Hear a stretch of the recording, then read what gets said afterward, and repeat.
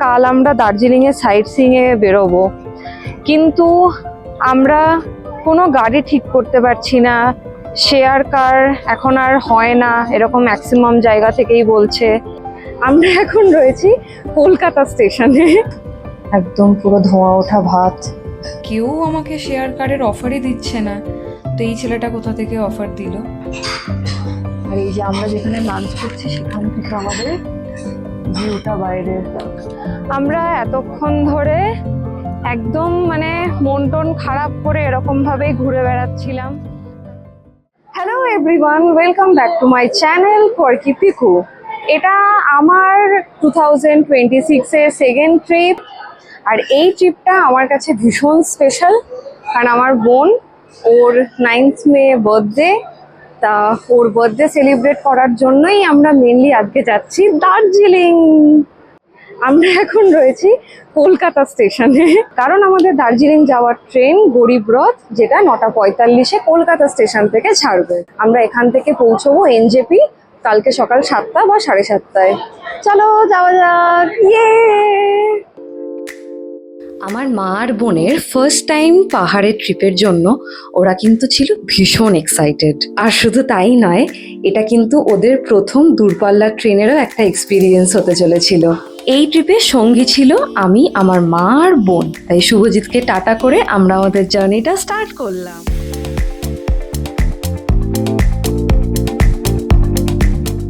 সকালবেলা একদম রাইট টাইমে আমরা এনজেপি যখন নামলাম, তখন মুষলধারে বৃষ্টি।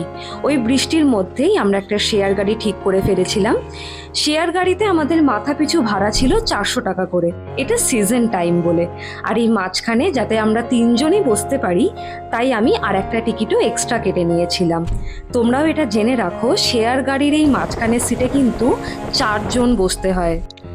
এই বৃষ্টি ভেজা শিলিগুড়িকে পিছনে রেখে আমরা যাত্রা শুরু করলাম আমাদের দার্জিলিংয়ের উদ্দেশ্যে। তাহলে কি পাহাড়েও এরকমই বৃষ্টি হবে পৌঁছানোর পরেও? আমি কিন্তু এটা নিয়ে বেশ টেনশনে ছিলাম। আমরা এই মাত্র জাস্ট রোহিণীতে দাঁড়াতেই এলাম, যদিও পুরোটা, বাট তাও এবার একটু ব্রেকফাস্ট করার জন্য আমরা রোহিণীতে একটা হোটেলে দাঁড়ালাম। এখান থেকে কিছু খেয়ে নিই, খেয়ে তারপর আবার যাত্রা শুরু করি।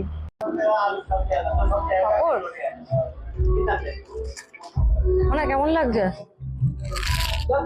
মারা, কেমন লাগছে?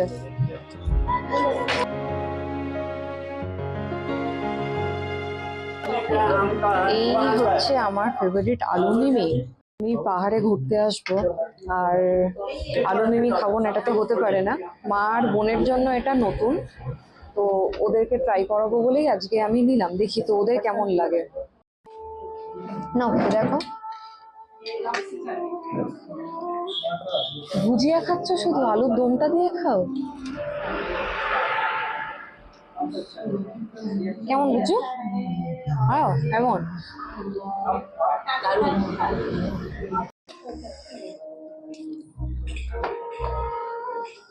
একদম গরম গরম ধোঁয়া ওঠা মোমো।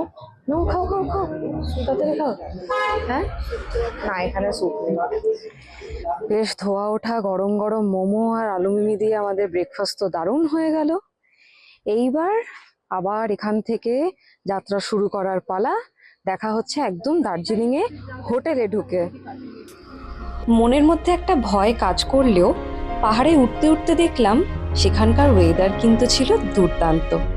একদম রোদ ঝলমল করছিল, আর আমার মা এরকম হাসতে হাসতে মানে রীতিমতো ছোট বাচ্চাদের মতো পাহাড় দেখতে দেখতে উঠছিল ওপরে।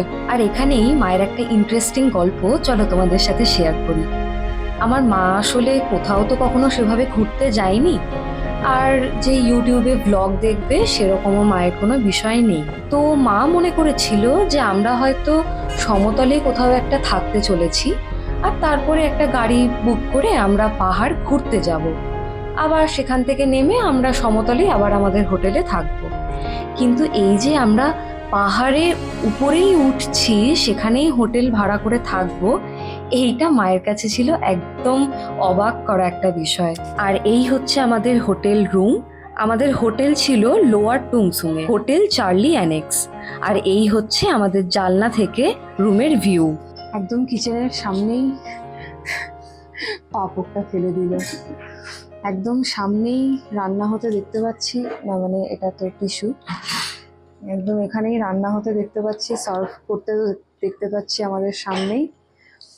মানে আসার পর থেকে রীতিমতো রুম নিয়ে বাথরুম নিয়ে এক প্রকার ঝড় চললো। তা মোটামুটি সবকিছু সেটেল করার পর আমরা এই ফাইনালি লাঞ্চ করতে এসেছি। এখন আমাদের লাঞ্চে কি আছে সেটা আগে একটু দেখিয়ে দেয়। আমাদের হোটেল রুমের সাথে খাওয়া দাওয়াটা ছিল প্যাকেজেই, 1200 টাকা পার ডে পার হেড, অর্থাৎ 3600 টাকা পার ডে। এখন প্রায় 3:30 পৌনে 4টে বাজে, এখন আমরা লাঞ্চ করছি।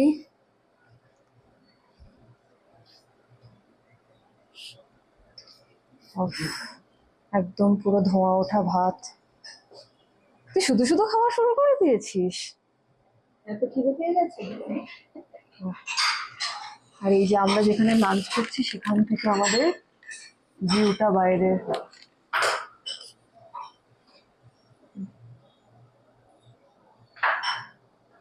এই কিচেন। লাঞ্চে অলরেডি আমাদেরকে ভাত, সয়াবিন, পাঁপড় আর এখানে পেঁয়াজ লঙ্কা দিয়ে গেছে, আরও কিছু আসছে। এরপর আমাদের ডাল দিয়ে গেল।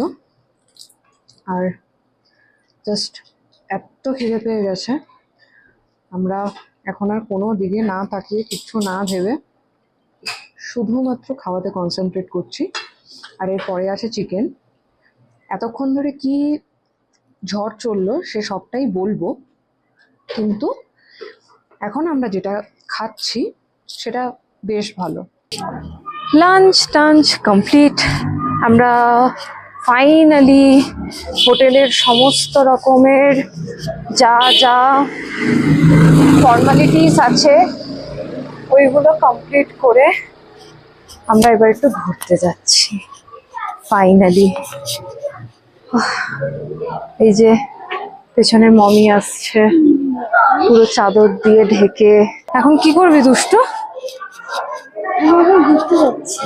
না না, ঘুরতে বেরিয়ে তারপরে কি করবি?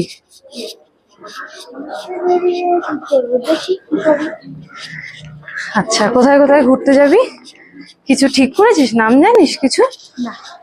ভেরি গুড, ওকে। তাহলে আমরা নাম জানি না, দেখি নাম না জেনেই আমরা কোথায় কোথায় যেতে পারি। ওর কিছু না জানার পেছনে দায়ী আমি, কারণ পুরোটাই ওর কাছে একটা সারপ্রাইজের মতো রাখবো বলেই ওকে আমি দার্জিলিং সম্পর্কে কিচ্ছু জানাইও নি, আর কোনো ভিডিও দেখাইনি। দেখ দার্জিলিং এর কুকুরগুলো কি সুন্দর গায়ে লোম থাকে। আমরা এতক্ষণ ধরে একদম মানে মন টন খারাপ করে এরকম ভাবেই ঘুরে বেড়াচ্ছিলাম, কারণ কাল আমরা দার্জিলিং এ সাইট সিইং এ বেরোবো, কিন্তু আমরা কোনো গাড়ি ঠিক করতে পারছি না। শেয়ার কার এখন আর হয় না এরকম ম্যাক্সিমাম জায়গা থেকেই বলছে। প্রায় 4-5টা জায়গায় আমরা খোঁজ নিলাম, সব জায়গাতেই সেম কথাই বললো যে শেয়ার কার এখন আর নাকি অ্যাভেলেবেল নেই। শেয়ার কারে যদি যেতেই হয় তাহলে 1 পয়েন্ট বা খালি 3 পয়েন্ট। 3 পয়েন্টও খুব কম, বেশিরভাগটাই বললো যে খালি 1 পয়েন্টই হবে। মানে সেটা হয়তো শুধুমাত্র টাইগার হিল।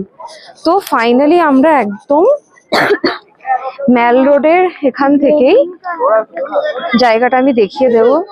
এই যে একদম ছাতা মাথায় যে দোকানটা দেখা যাচ্ছে এই ফোয়ারার পাশে, এই দোকানটা থেকেই আমরা শেয়ার কার আর করিনি, কারণ দেখলাম আলটিমেটলি যা প্রাইস সবাই বলছে সেখানে আমি ওনার ফার্স্ট কাস্টমার হয়েছিলাম বলে উনি আমাকে কিছু ডিসকাউন্ট দিয়ে সেটা উনি 3000 টাকায় করে দিয়েছেন।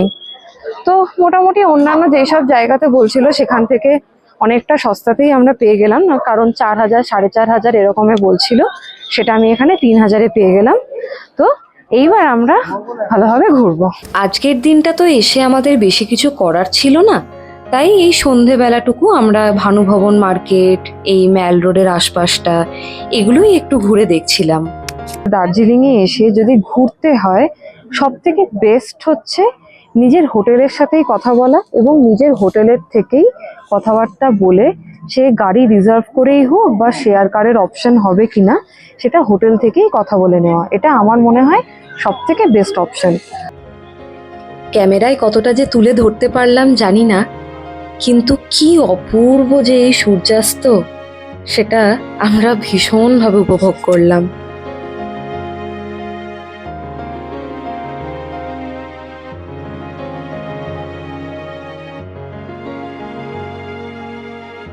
এই একটা মাত্র জায়গার ভিডিও আমি আমার বোনকে দেখিয়েছিলাম, সেটা হচ্ছে গ্লেনারিস। আরও এখানে আসার জন্য ভীষণ এক্সাইটেড ছিল। আর এখানেই আগামীকাল ওর জন্মদিনের জন্য আমরা কেক কাটবো, এটা ওকে প্রমিস করেছি। গ্লিনারিস থেকে বাইরে বেরোনোর সময় সবারই ইচ্ছা থাকে এই হোপের সামনে দাঁড়িয়ে ছবি তুলবে। আর এই জায়গাটা তো আমার মনে হয় দার্জিলিংয়ের সব থেকে ভিড়যুক্ত জায়গা। এই 1 ঘন্টা লাইনে দাঁড়িয়ে লোকজনের সঙ্গে ঠেলাঠেলি করে ছবি তোলার মধ্যে আমরা তো অ্যাটলিস্ট নেই। এবার আমাদের হোটেলটা কোথায় একটু দেখাই। এই যে ফোয়ারার বাঁ দিক দিয়ে যে রাস্তাটা যাচ্ছে, সেখানে এলেই এই যে বাঁ দিকে আবার নিচে যাওয়ার রাস্তাটা, এখানেই আমাদের হোটেল। আজকের মতো আমাদের ঘোরাফেরা এখানেই আমরা শেষ করছি। আমরা সবাই প্রচণ্ড ক্লান্ত।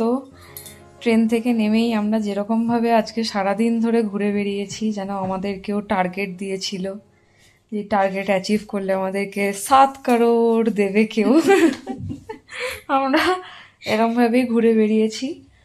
তো যাই হোক, গাড়ি বুক করা ফাইনালি হয়ে গেছে। আর শেয়ার গাড়ির আরেকটা বিষয়, যেটা সন্ধেবেলায় রুমে ঢোকার সময় দেখলাম, ঠিক গ্লেনারিজের ওখানটাতেই একটা ছেলে শেয়ার কার বলে এমনি সে রাস্তায় আসতে যেতে লোকজনের সাথে কথা বলছিল যে কেউ গাড়ি বুক করবে কিনা।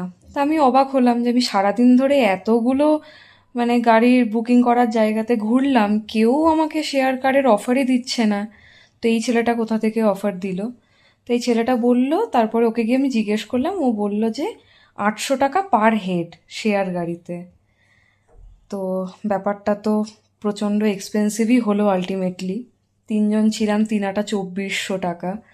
তো সেক্ষেত্রে আমার মনে হয় যে আমি 3000 টাকা দিয়ে গাড়িটাই আর কি একটা মানে পুরো গাড়ি রিজার্ভ করেছি শুধু আমাদের 3 জনের জন্য, সেটাই বোধহয় বেটার হলো।